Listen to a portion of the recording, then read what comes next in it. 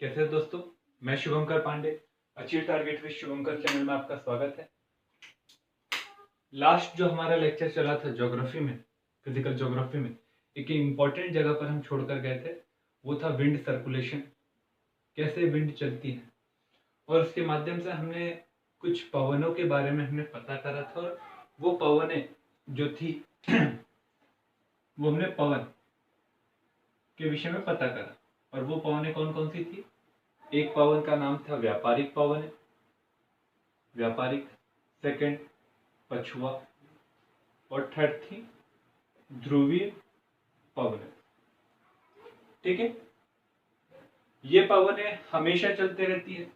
और ये पवनों के हमेशा चलने के कारण ही इन पवनों को एक नाम दिया गया। उन्हें था प्रचलित पवन। तो एक प्रश्न जरूर लिखिएगा लास्ट लेक्चर के साथ में देखकर कि प्रचलित पवनें कौन कौन सी होती है, साथ ही उनकी दिशा किस प्रकार की होती है, वर्णन कीजिए। ये हमने कल पवनें देखी। और उसके बाद में आती है एक पवन जिसको कहते हैं मौसमी पवन। कौन सी पवन है? मौसमी पवन है, जो मौसम के हिसाब से चलती है और आपको मौसम के हिसाब से बदलते हुए भी दिखाई देंगे, उसकी दिशा बदलते हुए भी दिखाई देंगे। और एक पवन रहती है, इसे कहा जाता है स्थानीय पवन। स्थानीय पवन। तो पवन का हम कितने भागों में बांट सकते हैं? प्रचलित पवनें, मौसमी पवनें और स्थानीय पवनें। प्रचलित पवनें में तीन प्रकार की, व्यापारिक, पछुआ और ध्रुवीय। आपको मैंने तीनों चीज बताई है, प्रश्न के रूप में जरूर लिखिएगा कमेंट में। मौसमी पवनें बेटा हमें अलग अलग प्रकार की दिखाई देती है। एक दिखाई देती है मानसूनी, एक रहती है जल समीर, और एक रहती है स्थल समीर। समीर, ठीक है। और एक रहती है पर्वत समीर, और एक रहती है घाटी समीर। तो मौसमी पवनें भी तीन प्रकार की होती है। और मौसमी पवनों की खास विशेषता क्या रहती है कि ये मौसम के अनुसार दिशा को क्या करती है? बदलते जाती है। ठीक है। और जो पवनें स्थानीय पवनें रहती हैं, ये स्थान विशेष के हिसाब से चलती है। तभी भी भूगोलविद के द्वारा इसे दो प्रकार से बांटा गया।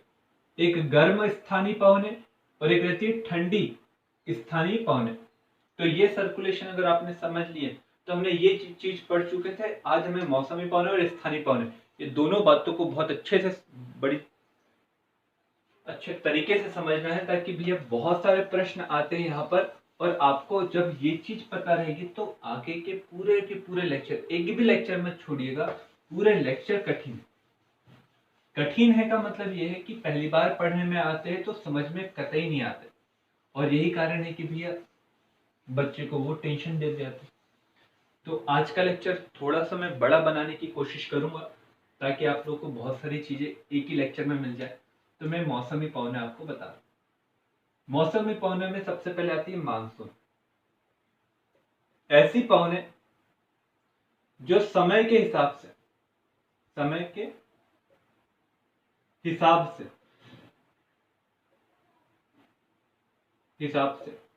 जब स्थल गर्म होता है और जल ठंडा होता है, तब जल से स्थल की ओर चलती है। और जब स्थल ठंडा रहता है और जल गर्म रहता है तो स्थल से जल की ओर चलती है। इस प्रकार की पवनों को क्या कहा जाता है?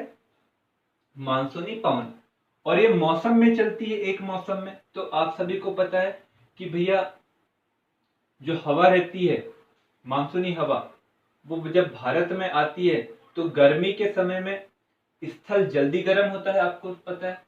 और जल जो रहता है वो धीरे धीरे गर्म होता है। और यही कारण है कि ठंडी के समय में जल गर्म ही दिखाई देता है और स्थल क्या दिखाई देता है? ठंडा। और गर्मी के दिनों में स्थल गर्म दिखाई देता है और जल कैसे दिखाई देता है? ठंडा। तो यही कारण है कि मौसम मतलब एक दीर्घ अवधि में जब जल से स्थल की ओर जब हवा चलती है तो ये ग्रीष्म ऋतु में चलती है, तो इसे ग्रीष्म मानसून कहा जाता है। और जब ठंडी के समय में आपको स्थल से जल की ओर हवा चलते हुए दिखाई देंगी तो उसे कहा जाएगा मानसून पवन है, परंतु कौन सी? शीतकाल की मानसून पवन। तो आपको भारत में आपको मानसूनी पवनें चलते दिखाई देंगी दो प्रकार, एक ग्रीष्मकालीन मानसून पवन है और एक शीतकालीन मानसून पवन है। तो मुझे ग्रीष्मकालीन और शीतकालीन मानसून पवन आपको बताना था, आपको समझ में आया है कि नहीं? अच्छा, अब आपको आते हम स्थल समीर और जल समीर में। जल स्थल समीर, समीर मतलब हवा होती है। ज्यादा टेंशन नहीं लेना इस बात में, नहीं तो इस बात पे भी टेंशन आ जाएगा कि सर स्थल समीर क्या होती है, अब ये भी बता दो। समीर क्या होता है? समीर मतलब हवा। जल समीर नाम से ही क्लियर है कि जल से क्या हो रहा है? जल की ओर बहने की कोशिश हो रही है। तो ये पवनें कैसी रहेंगी थोड़ा सा देख लो। आप सभी को पता है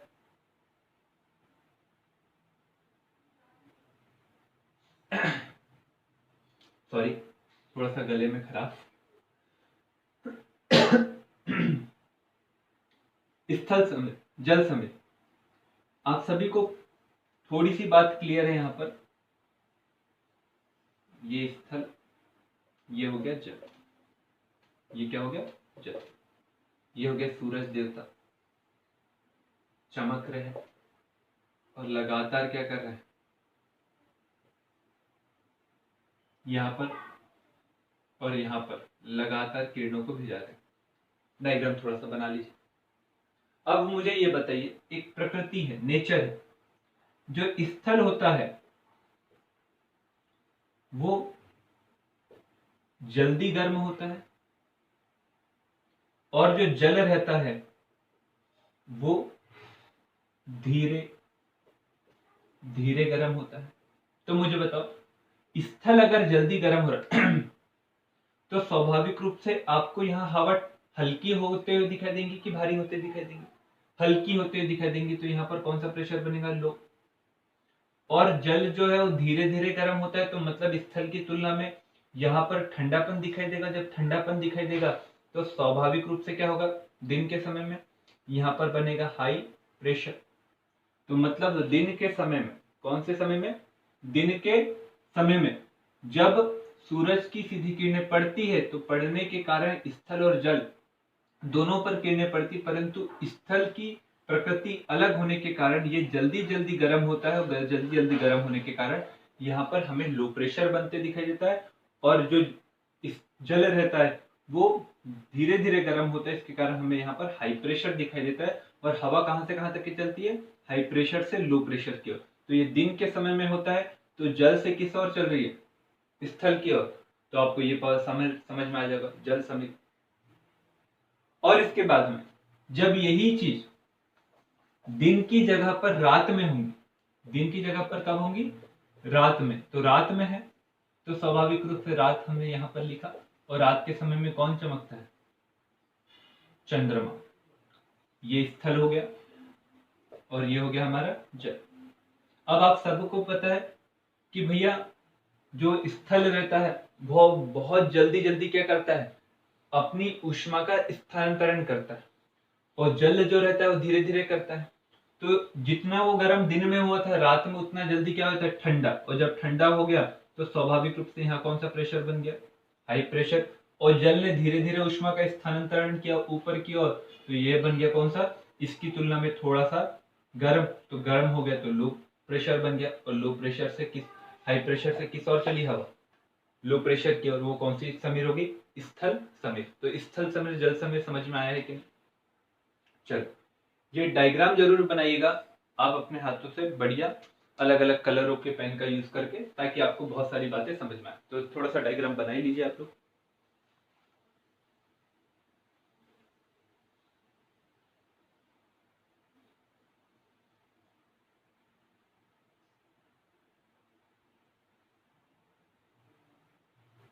चलिए, हो गया क्या बेटा?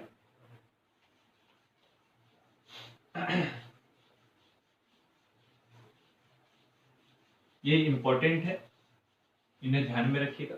अब आते हैं घाटी समीर।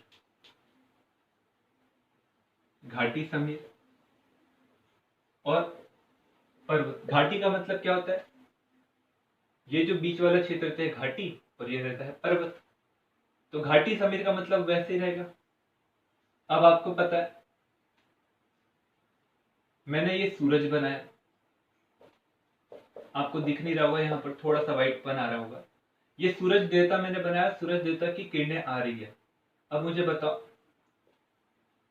कहां पर सूरज की किरणें बहुत तेजी से और कम दूरी तय करते वाली? पर्वत के शिखर क्षेत्र पर। और घाटी क्षेत्र में क्या कर रही है? अधिक दूरी तय कर रही है, तो तीव्रता क्या हो रही है? कम।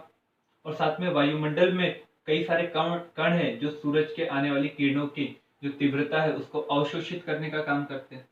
तो ये हो जाता है अधिक गर्म, और अधिक गर्म हो जाता है तो लो प्रेशर, और ये हो जाता है हाई प्रेशर इसकी तुलना में। क्यों? क्योंकि यहाँ पर अधिक हमें ठंडापन दिखाई देता है। तो हवा कहां से कहां तक के चलेगी?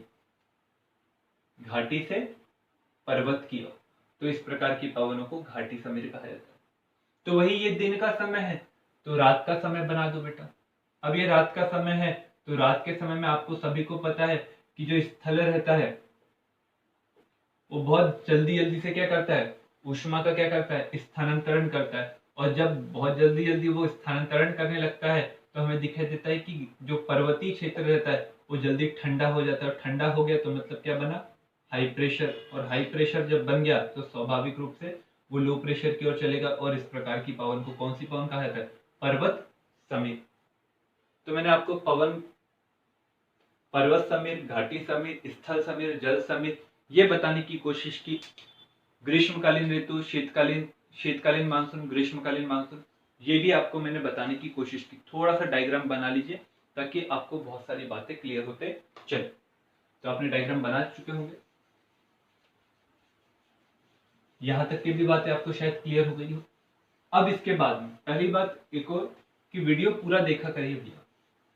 जब वीडियो पूरा देखोगे आप लोग तो ही बातें समझ में आएगी और नोट्स बन पाएंगे। नहीं तो आप देखोगे टाइम वेस्ट होगा, उससे अच्छा नहीं देखे तो अच्छी बात है, उससे अच्छा दूसरा काम ही कर ले। जब पूरा देखने की इच्छा होगी एक साथ तो तभी आप देखो, क्योंकि छोटी छोटी वीडियो अगर 20-25 मिनट का अगर आपका कॉन्सेंट्रेट नहीं बन रहा है तो फिर यूपीएससी मत करो, तो अच्छी बात है। तो स्थानीय पवन है,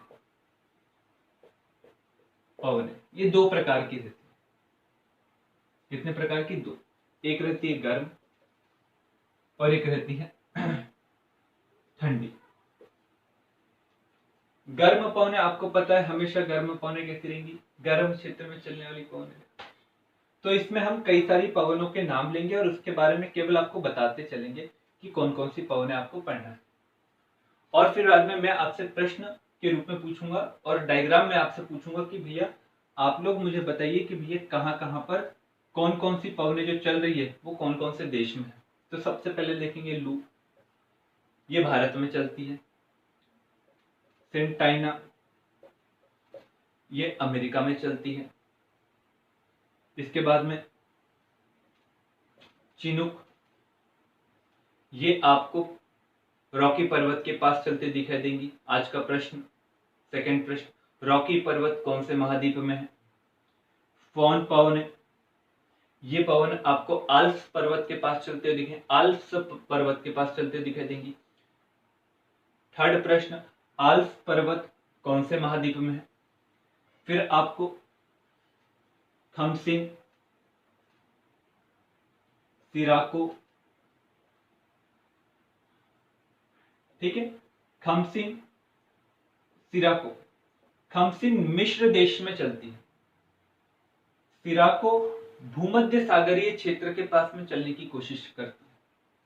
इसी के बाद में आपको गिबली दिखाई देंगी, गिल्बी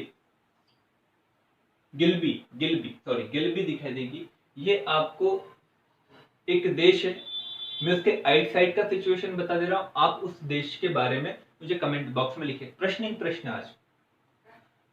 तो आपको मैंने प्रश्न दिया वो है मिस्र के बाजू में और जो वर्तमान में अगर मैं एक और ऑप्शन दूं तो वो आपको दिखाई देगा मिस्र के साइड में, ट्यूनीशिया के साइड में, और प्रमुख रूप से वो वर्तमान में आतंकवादियों का गढ़ बना पड़ा है और वहां पर सैन्य तख्ता पलट हुआ है। उस देश में चलने वाली पवन को कहते हैं गिलगित। ये पवनें हुई हमारी कौन सी, गर्म किस्म की। इसमें एक और आती है डॉक्टरी, डॉक्टरी, फिर हरमंटन, हरमंटन, नार्वेस्टर। ये पवनों के विषय में आपको पुनः जानकारी एकत्रित करके मुझे कमेंट बॉक्स में लिखना है। आज प्रश्न ही प्रश्न है, पूरे प्रश्न लिखो भैया आज। तो आप ये पवनें आप लिख लीजिए कि कौन कौन से पवनें मैंने बोली। इसी के बाद में आपको ठंडी हवाओं में मिस्ट्रल, बोरा, ठंडी हवा के बारे में भी आपको केवल और केवल मैं नाम बोला हूं, आपको लिखना है बिलजार्ड, हिमझंझा। ये प्रमुख ठंडी हवा। इन हवाओं के बारे में आपको लिखना है कि भैया यूरोप में कौन सी बहती है, दक्षिण के क्षेत्र में कौन सी बहती है। तो आपको ये पवनों के बारे में तो मैंने बताया है और इसमें कुछ प्रश्न पूछे, साथ में मैंने आपको ये पवनों के बारे में भी आपको बताया नहीं है। बस आपको नाम अगर आप टाइप करोगे, आप नोट्स में देखोगे तो आपको बहुत सारी बातें यहाँ पर क्लियर होते चलेंगी कि कौन कौन से देश में, और सभी पवनों के बारे में आपको जानकारी नोट अपने कमेंट बॉक्स में लिखना है, तो मुझे लगेगा कि हाँ सच में आप लोग पढ़ रहे हैं।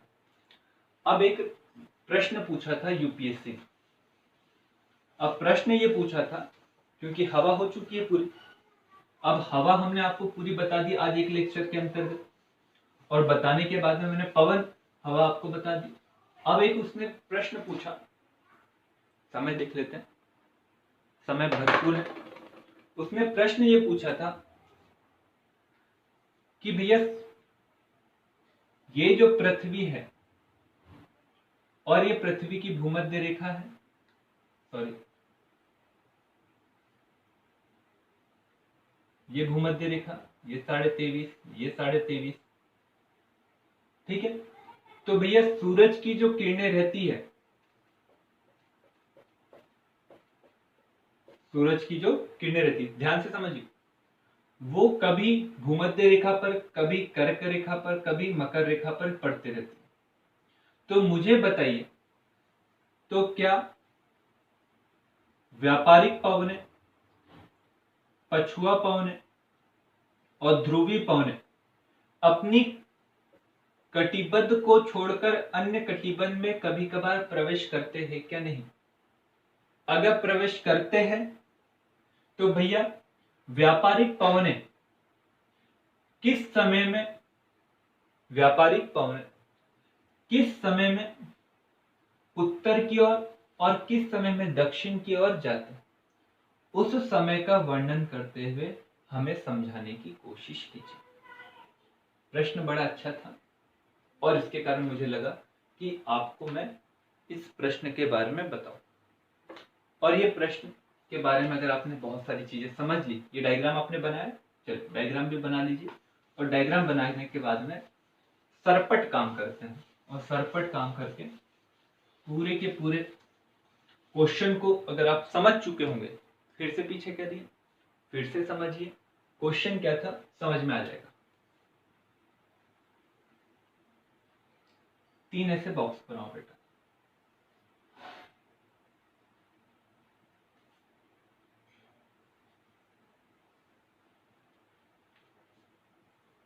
तीन ऐसे बॉक्स बनाओ, ठीक है। 3 ऐसे बॉक्स बनाने के बाद में ये क्षेत्र, ये क्षेत्र और ये क्षेत्र, इसको बना दो 0 अक्षांश। इसको लिखिए आप विषु के समय में, कर्क रेखा के समय में, मकर रेखा के समय में, मतलब सूरज की किरणें जब 21 जून, 21 मार्च और 22 दिसंबर जब सूरज की किरणें पड़ती है इनके ऊपर डायरेक्टली, तो क्या व्यापारिक पवनों का, अन्य पवनों का क्या होता है? वो फैलती है, सिकुड़ती है, क्या एक कटिबंध से दूसरे कटिबंध में जाते हैं? तो स्वाभाविक रूप से इस क्षेत्र पर आएंगे आप, तो इस क्षेत्र में आपको दिखाई देगा जब सूरज की सीधी किरणें पड़ती है, तो सूरज की सीधी किरणें पड़ जाने के बाद में ये 10 डिग्री उत्तर, 10 डिग्री दक्षिण अक्षांश हो गया, और यहां से आपको ये पवनें दिखाई देंगी। ये हो गया हमारा लगभग 23 डिग्री के करीब करीब, और 23 डिग्री के करीब करीब जो हवा चलती है व्यापारिक पवनें, वो ऐसे ही चलेंगी, ठीक है। और इसके बाद में यहां से ऊपर की ओर चलेंगी कौन सी पवनें? इसे कहा जाएगा कौन सी पवनें? पछुआ पवनें। और फिर बाद में ये कौन सी रहेंगी पवनें? ध्रुवीय पवनें। तो मतलब जब सूरज की किरणें सीधी पड़ती है विषुवत रेखा पर, तो उस समय में जो पवनों का प्रारूप रहता है, वो प्रारूप एज इट इज रहता है जैसा हमने पढ़ा है। 23 डिग्री के करीब करीब व्यापारिक पवनें चलते हुए दिखाई देंगी। कहां तक के चलते हुए दिखाई देंगी? 10 डिग्री तक के, क्योंकि 10 डिग्री के पास में सूरज की किरणें सीधी लगातार चलते रहती है, तो यहां से हवा नहीं चलती बल्कि तरंग उठती है, और तरंग उठती है तो हमें दिखाई देता है वहां पर हवा नहीं चलती, शांतपन दिखाई देता है। पर जैसे ही सूरज की किरणें कहां पर आती है? कर्क रेखा पर।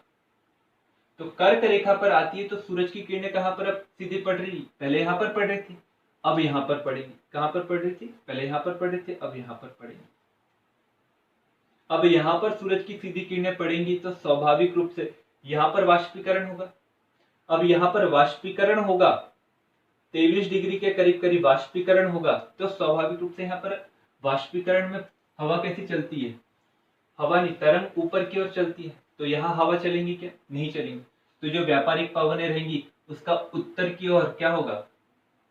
पलायन होगा कि नहीं? तो ये उत्तर की ओर जाएंगी, तो उत्तर की ओर जाएंगी तो मतलब ये जो पवनें रहेंगी ये 23 डिग्री के ऊपर से और ऊपर से लगभग 45 डिग्री के करीब करीब क्या होंगी? ये बहने लगेंगी। 45 डिग्री से 23 डिग्री की ओर इसका क्या होगा? उत्तर पूर्व से लेकर दक्षिण पश्चिम की ओर पलायन। और जो हमें दूसरी पवन दिखाई दे रही थी जिसका नाम था पछुआ पवन, वो भी और उत्तर की ओर बहने लगेंगी, और उत्तर की ओर बहेंगी तो वो कहां तक के बहने लग जाएंगी? वो लगभग 70 अक्षांश तक के बहेंगी। और जब 70 अक्षांश तक के बहेंगी तो फिर बाद में आपको दिखाई देगा सबसे उत्तर की ओर जो बहने वाली पवन रहेंगी, जिसका नाम कौन सी पवन है? जिसका नाम है ध्रुवीय पवनें, वो भी और उत्तर की ओर खसक जाएंगी। तो मतलब यह है, जब सूरज की किरणें भूमध्य रेखा पर पड़ती है तो उस समय में जो पवन का प्रारूप रहता है वो उसी प्रकार का रहता है जिस प्रकार से हमने अक्षांश के रूप में निर्धारित करके रखा।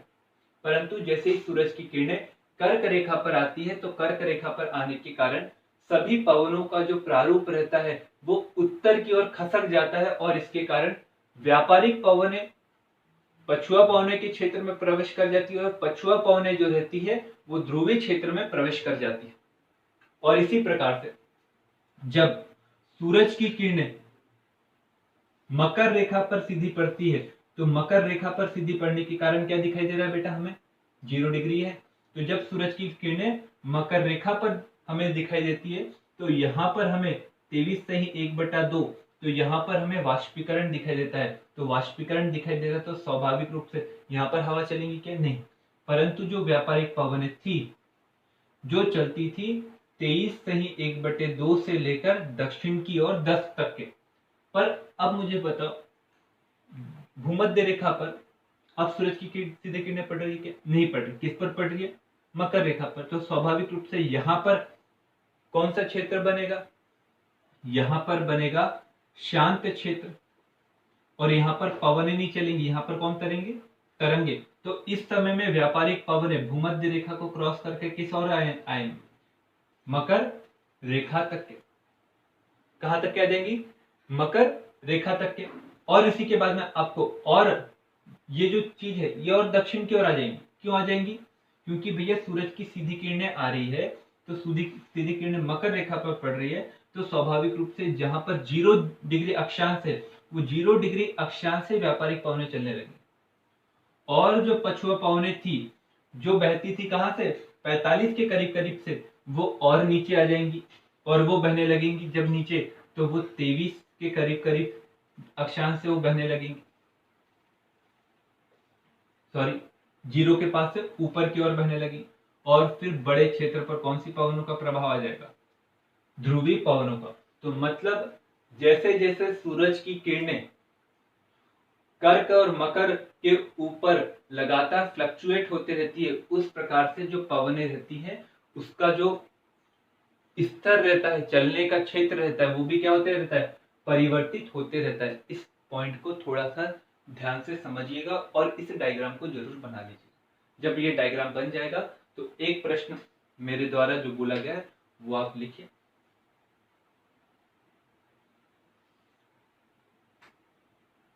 पहला प्रश्न, ग्रीष्म ऋतु के समय में व्यापारिक पवनें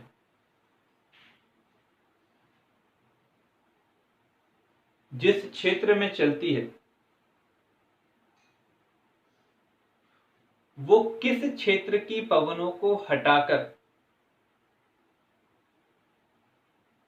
किस क्षेत्र की पवनों को हटाकर चलती है? यह आपका आज का प्रश्न था। ये अगर आपको समझ में आया होगा तो इसी के आधार पर बहुत सारे प्रश्न हैं। मैंने आपको बताया, ये लेक्चर को 2 बार 3 बार 4 बार जरूर देखिएगा, बातें बहुत अच्छे से समझ में आएंगी।